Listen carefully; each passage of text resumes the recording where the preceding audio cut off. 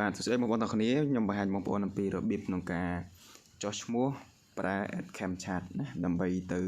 ចុះឈ្មោះប្រើ auto comment ប្រើអីនៅក្នុង page របស់យើងគឺយើងចាំបាច់ត្រូវចុះឈ្មោះពី website យើងសិនអញ្ចឹងគឺយើងមានរបៀបក្នុងការភ្ជាប់ហើយមួយទៀតនៅក្នុង website យើងគឺមានមួយទៀតគឺមាន go live បាទដោយសារខ្ញុំបង្ហាញនៅវីដេអូមុនអត់ទាន់អស់ go live គឺពេលដែលបងប្អូនយើងមានវីដេអូដែល live ហើយឬក៏វីដេអូរឿងវីដេអូអីចឹងយើងអាច upload ចូល website មកបើបងប្អូនគាត់ធ្វើតាមការណែនាំឲ្យបងប្អូនចុច like ទៅគឺវានឹង like ទៅក្នុង page របស់បងប្អូនម្ដងទៀតបាទអញ្ចឹងគឺអានឹងវាងាយស្រួលសម្រាប់បងប្អូនណាអូខេឥឡូវគឺដើម្បីអាចចុះឈ្មោះបានបងប្អូនត្រូវ download app របស់ Add Cam Chat បងប្អូនអាចវាយ Add Cam Chat បែបនេះបាទបាទវាយមកបើសិនជាវាយរត់ឃើញបងប្អូន search ម្ដងទៀតបាទវាយ Add Cam Chat ឲ្យជាប់គ្នាចេះបាទច្បាស់ជាឃើញលើគេតែម្ដងបើសិនបងប្អូនរត់ឃើញបងប្អូនវាយសុខានខៀងបាទក៏ចេញមកដែរនេះបាទអញ្ចឹងបងប្អូនចុចលើឈ្មោះ app នឹងមករួចបងប្អូន install មកបាទគឺបញ្ជាក់ផងដែរថាអានេះគឺសម្រាប់ទូរស័ព្ទ Android សម្រាប់ iPhone គឺយើងកំពុងតែ build កំពុងតែ upload ចូលអញ្ចឹងវានៅ pending នៅឡើយអីអញ្ចឹងប្រហែលជាមួយអាទិត្យទៀតអីហ្នឹងវា approve ឲ្យអញ្ចឹងគឺយើងក៏អាចប្រើបាននៅលើទូរស័ព្ទ iPhone ផងដែរប៉ុន្តែបច្ចុប្បន្នគឺយើងកំពុងតែប្រើបដោះអាសន្ននៅលើ app របស់ Android បាទនេះជា app របស់យើងដែលមានរូបរាងបែបនេះគឺបងប្អូនអាចចុចបើកវាបាន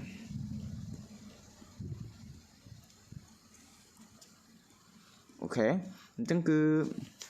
បងប្អូនអាចចុចលើ Facebook ឬក៏ចុចលើ YouTube អីដើម្បីមើលបាន Facebook គឺបងប្អូនអាចចូលទៅកាន់ page DJ ជនបទ direct តែម្ដងបាទអញ្ចឹងមានបញ្ហាចម្ងល់អីផ្សេងៗបងប្អូនឆាតទៅកាន់ page DJ ជនបទដើម្បីសួរនាំបន្ថែមទៀតណាបាទអញ្ចឹងគឺនៅក្នុងនេះវាមានពីរវាមាន bot maker ហើយនិង live stream អញ្ចឹងបងប្អូនយកពាក្យ bot maker live stream គឺ go live របស់យើងដែលយើងអាច live វីដេអូ live អីចឹងណាប៉ុន្តែ bot maker យើងភ្ជាប់ auto comment ភ្ជាប់អីនៅក្នុងហ្នឹងអញ្ចឹងយើងចុចកន្លែងពាក្យ bot maker អូខេមកដល់កន្លែងនេះបើសិនជាបងប្អូនយើងបានចុះឈ្មោះរួចរាល់ហើយគឺបងប្អូនវាយ email និង password ចូលហើយចុច login តែបើបងប្អូនអត់មានទេបងប្អូនចុច create one បាទកន្លែងនេះគឺបងប្អូនយើងដាក់ឈ្មោះអីដាក់ទៅបើបងប្អូនចង់ដាក់ឥឡូវខ្ញុំឧទាហរណ៍ដាក់DJ 47ខ្ញុំដាក់ចឹងចុះហើយ email យើងដាក់ email របស់យើងបាទបងប្អូនយើងត្រូវរៀនបង្កើត email ដែរបើសិនអត់មាន email ត្រូវតែបង្កើត email បន្តមកទៀតគឺបងប្អូនយើងដាក់ជាមួយនឹង password បាទនេះជាលេខកូដសម្ងាត់របស់អ្នកទាំងអស់គ្នាដាក់ប្រមាណក៏បានដែរបន្តមកទៀតគឺអ្នកទាំងអស់គ្នាដាក់អានេះម្ដងទៀតឲ្យដូចគ្នាជាមួយនឹងអានេះបាទ password កន្លែងនេះគឺដូចគ្នាបន្តមកទៀតគឺបងប្អូនឆ្លើយនៅសំណួរដែលបានដាក់សួរកន្លែងនេះបាទជួនកាលវាសួរ 1+1 2+2 ឬក៏ 3+4 អញ្ចឹងណាប៉ុន្តែនេះវាសួរ 8+5 ស្មើប្រមាណ 8+5 គឺស្មើ13អញ្ចឹងយើងបំពេញចម្លើយ13កន្លែងនេះរួចយើងចុច tick កន្លែងនេះមួយមកបាទរួចគឺបងប្អូនចុចប៊ីតុងពណ៌ខៀវនេះ sign up អូខេដោយសារតែ email នេះគឺធ្លាប់ប្រើរួចហើយអញ្ចឹងបានវា load បែបនេះដោយសារតែខ្ញុំបានធ្វើវីដេអូមុនគឺខ្ញុំបានចុះឈ្មោះហើយបាទអញ្ចឹងគឺខ្ញុំរថ្មីរemail ថ្មី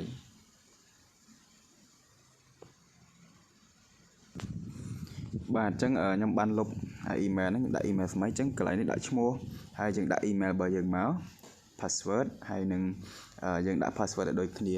ទាំងពីរកន្លងដាក់ដូចគ្នាហើយកន្លែងនេះឆ្លើយសំណួរអានេះវាសួរ 2+1 ស្មើ3បាទយើងដាក់3មក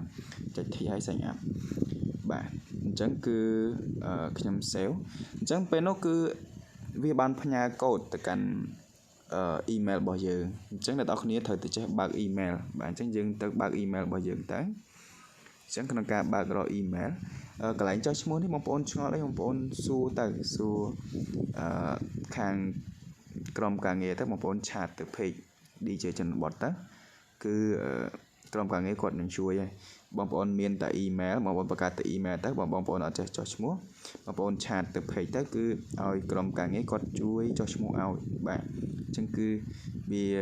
ងាយស្រួលទេវាអត់ពិបាកក្នុងការចុះឈ្មោះអីញ៉ៃគីឡូបងប្អូនអត់ចេះអញ្ចឹងណាតែបើបងប្អូនចេះបងប្អូនយល់គឺបងប្អូនយើងអាចធ្វើការចុះឈ្មោះដោយប្រើវិធីសាស្ត្រតាមវីដេអូខ្ញុំប្រាប់ហ្នឹងទៅបាទអញ្ចឹងក្នុងការដែលយើងចុះឈ្មោះតាម app គឺវាតាម app នេះគឺការ send លេខកូដ verify ហ្នឹងវាយូរបាទវាយូរមែនតើណាបាទអញ្ចឹងបងប្អូនយើងតោះតែយើងចាំប្រហែលជា 4-5 នាទីបានឃើញ send មកចូល email ឥឡូវវាអត់ទាន់ឃើញ send មកទេខ្ញុំបើក email ហ្នឹងហើយនេះបាទប៉ុន្តែវាអត់ទាន់ឃើញ send មកទេអញ្ចឹងខ្ញុំរងចាំវា send មកសូមខ្ញុំដាក់លេខកូដដើម្បី verify អញ្ចឹងខ្ញុំ stop វីដេអូបន្តិចសិនដើម្បីរងចាំវា send មកអូខេបន្ទាប់ពីចាំប្រហែលជា5នាទីឥឡូវវាបាន send លេខកូដនឹងមកចូល email របស់យើងហើយនេះបាទអញ្ចឹងគឺខ្ញុំយកលេខកូដនេះលេខកូដបាទ601181នេះchứបងប្អូននឹងចុចលើលេខនេះសិនដែលវាផ្ញើមកហ្នឹងបាទចុចលើលេខហ្នឹងមកបាទចុចលើលេខហ្នឹងសិនហើយបាទវានឹង load ចូលមកដល់កន្លែងនេះអូខេវាឲ្យយើង active code អញ្ចឹងយើងដាក់ code យើងដាក់ email របស់យើងវិញសិនមកបាទ email របស់យើងនេះ email របស់យើងហ្នឹងហើយកូដដែលគេ send មកហ្នឹងនេះលេខកូដនេះ601185យើងដាក់លេខកូដហ្នឹងមក601185អញ្ចឹងគឺប៉ុណ្្នឹងហើយបងប្អូនយើងចុច activate my account ប៉ុណ្ណឹងការចុះឈ្មោះរបស់បងប្អូនគឺបានជោគជ័យបាទ you can log in here អូខេអញ្ចឹងគឺរួចរាល់ហើយយើងអាចខ្វែងវាចោលទាំងអស់ទៅបាទវាអត់ជាបញ្ហាអីទៀតទេដូច្នេះយើងអាច log in ប្រើ email និង password ហ្នឹង log in ចូលបានហើយយើងអាចមើលវីដេអូបន្តទៀតដើម្បីរៀនធ្វើវាក្នុងរយៈពេល3ថ្ងៃនេះគឺបងប្អូនប្រើ free អញ្ចឹងគឺ free 3ថ្ងៃបងប្អូនអាចរៀនដឹងយល់ពីការប្រើប្រាស់របស់វាហើយសូមបងប្អូនទិញកញ្ចប់ណាមួយដែលបងប្អូនគិតថាមានលទ្ធភាពហើយតាមរយៈបងប្អូនប្រើ free 3ថ្ងៃនេះគឺ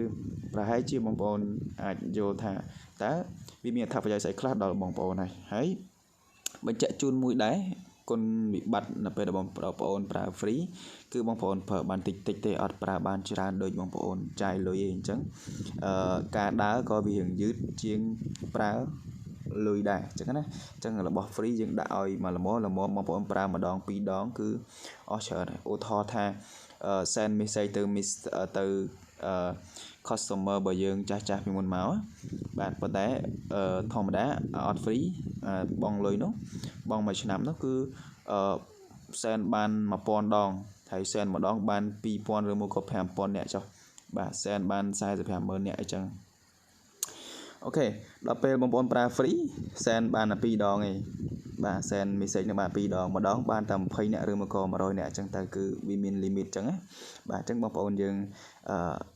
បន្ទាប់ពីយើងរៀនប្រើម្ដង2ដងចេះស្ទាត់ហើយបងប្អូនត្រឡប់ទៅទិញកញ្ចប់ប្រើវិញទៅល្អណាបាទអញ្ចឹងគឺនេះ bot maker បងប្អូនចុចកន្លែង bot maker មកអូខេបងប្អូន log in បងប្អូនប្រើ email បងប្អូនហើយ password ដែលបងប្អូនបានចុះឈ្មោះមុននឹងមកហើយយើង log in ទៅបាទពេលដែលយើង log in គឺវាចាប់ដើមចូលហើយបាទអូខេយើងរងចាំវាតិចទៅគឺយើងអាចចូលទៅប្រើប្រាស់ option នៅក្នុង bot maker បានហើយនេះយើងចុច tray 3ខាងឆ្វេងដៃយើងនេះមកបាទយើងនឹងឃើញនេះមាន comment មាន subscribe messenger broadcasting social posting មកក្នុងនេះអញ្ចឹងវីដេអូក្រោយយើងនឹងរៀនបន្តទៀតដើម្បីបន្តប្រើ bot maker របស់ AdCamChat